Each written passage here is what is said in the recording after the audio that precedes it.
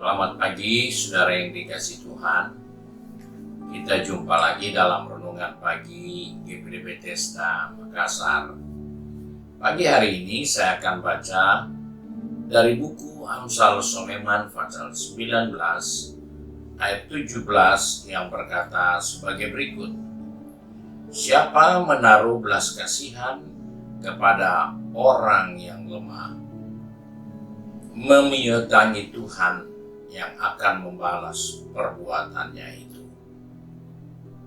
Ini adalah pemikiran yang luar biasa yang muncul untuk kita sebagai orang percaya.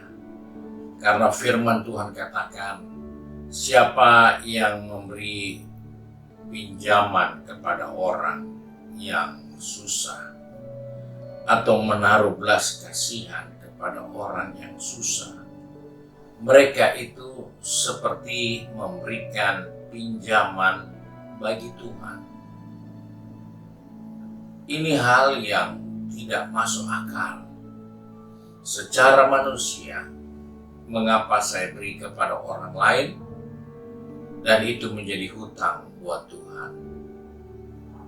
Tapi itulah cara Tuhan untuk menunjukkan bahwa Tuhan sudah menciptakan manusia menurut rupa teladan Allah.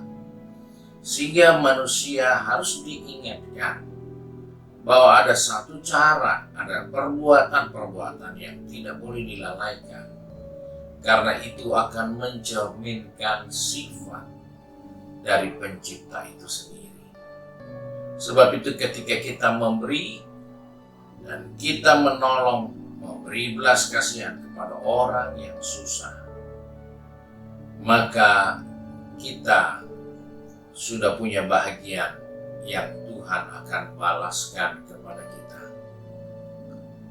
Dari hal itulah kita diingatkan bahwa jika kita mengerti akan hal ini, tidak ada orang yang susah.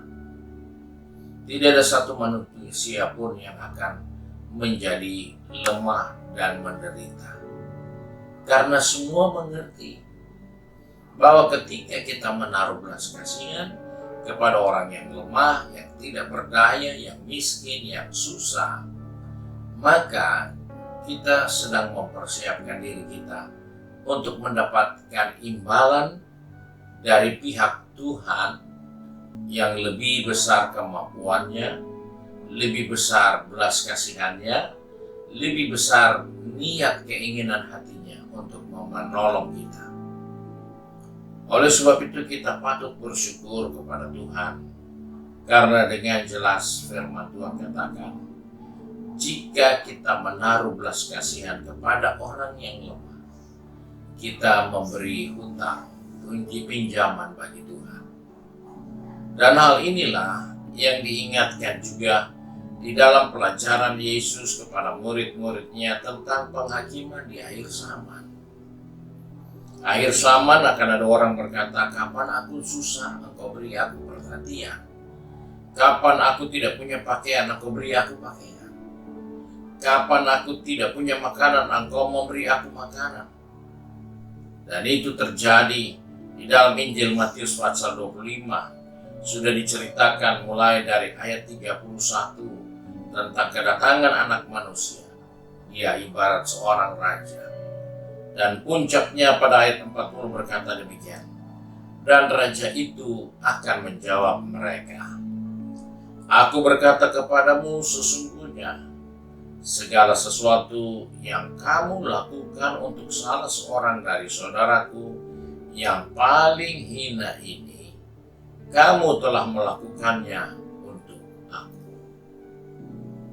Jadi Tuhan katakan, perbuatan yang kita lakukan kepada orang yang susah, yang hina, yang lemah, pada saat itu kita sedang membuat Tuhan berhutang dengan kita.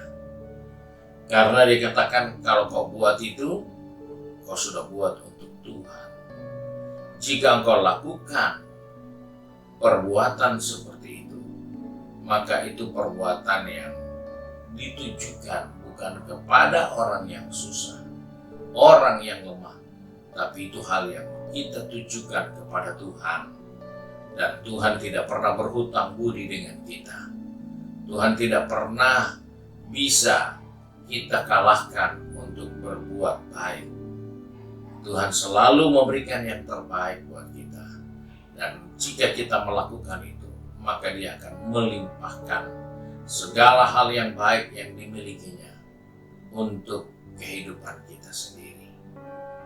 Puji Tuhan, kiranya Tuhan menolong kita untuk dapat melakukan hal yang baik, yang mulia untuk sesama kita, bagi kemuliaan nama Tuhan. Puji Tuhan, Tuhan Yesus memberkati kita, dan mari kita satu dalam doa. Tak putus-putusnya kami datang kepadamu Tuhan, karena kami sadar hanya dari Tuhanlah kekuatan bagi kami. Hanya dari Tuhanlah kehidupan bagi kami. Hanya dari Tuhanlah berkat-berkat Tuhan bagi kami. Sebab itu Tuhan, pagi ini Engkau sudah mengingatkan kepada kami, jika kami taruh peduli kepada orang yang lemah, orang yang susah, maka Engkau berjanji bahwa kami sedang memberi piutang untuk Tuhan.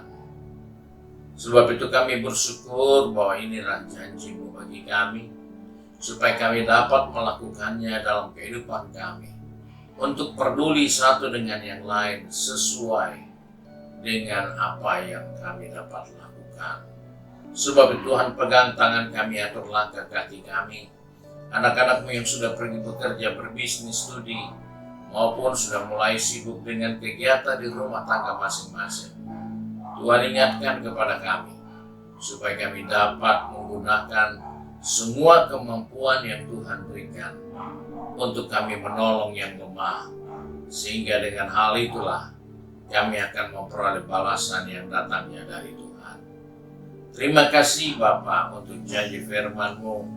Terima kasih untuk hal yang indah yang Engkau berikan bagi kami. Sebab itu kami bersyukur dan berdoa hanya di dalam berkat nama Tuhan Yesus Kristus. Haleluya. Amin. Puji Tuhan.